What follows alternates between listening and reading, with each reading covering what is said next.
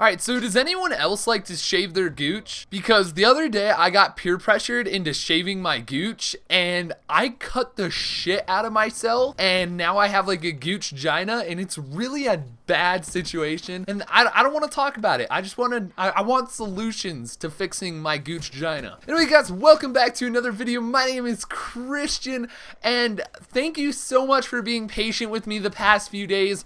Two of the last three videos I had someone step in for me just because I've been really sick, but I'm better now and I'm here and I'm back for a commentary. Anyway, let's go for 150 likes. We haven't been hitting like goals lately and I don't know what that's about, so smack the shit out of that like button, you know, kind of abuse it a little bit, and if we get 150 likes, I see that and I'm like, damn, time to make another video. Also, one more thing before we get started, I just wanted to shout out that I have a Twitter, and so if you also have a Twitter, follow me over on Twitter. It's where I announce everything.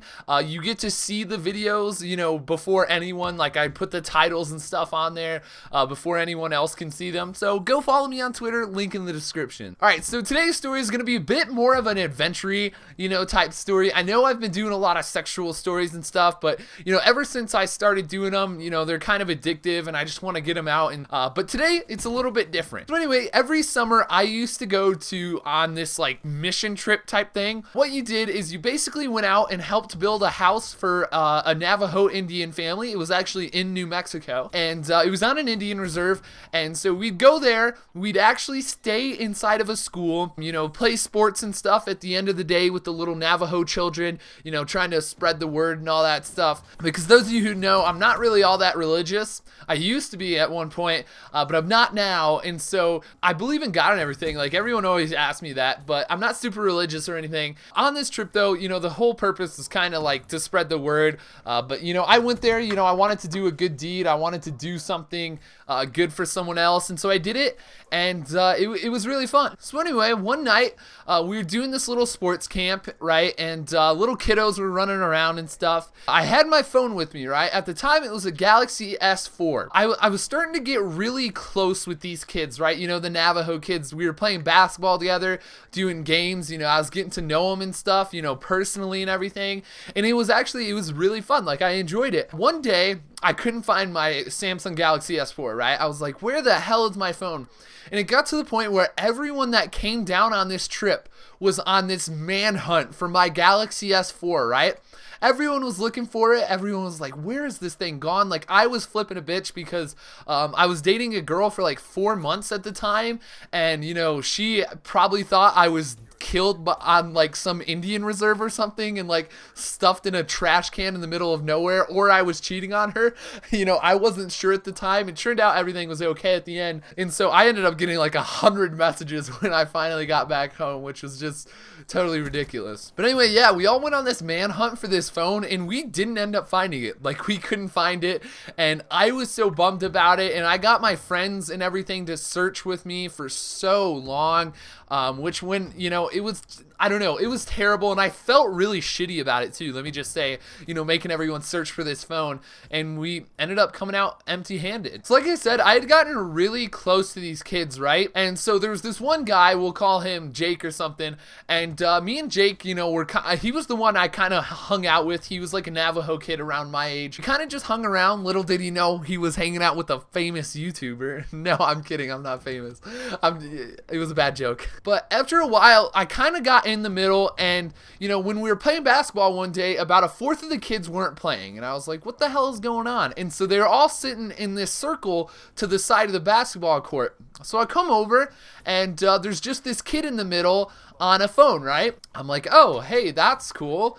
And then all the other kids are kind of just surrounding him, looking at this phone as he like plays a game. I go in there and I don't think anything of it at first, right? Because this was like later in the week after I had lost my phone, and it wasn't even really on my mind anymore. But I go over there and I see it, and I'm like, oh, okay, he's just playing on his phone. So I go back to playing basketball, and I shit you not, 10 minutes later, it clicks in my brain that, hey, you know what? That kid literally has my phone. Because if I was thinking about it, First of all, these kids were kind of like ghetto-ish. I'm not stereotyping or anything, but they were kind of ghetto-ish, and they weren't the type of kids that would have a smartphone, right? Not to mention that he was only like 8 years old or something.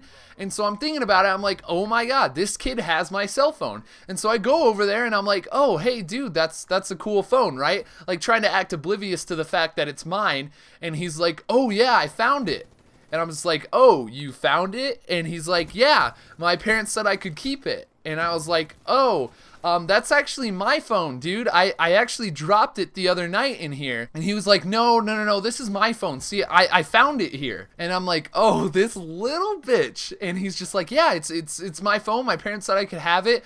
And I'm like, dude, that's my phone, bud. Like, I dropped it here. I've been looking for it all week. And he's like, no, it's mine. And so I was like, oh my God, okay, this is just stupid. So I went to one of the leaders, right? One of the people that was arranging this thing.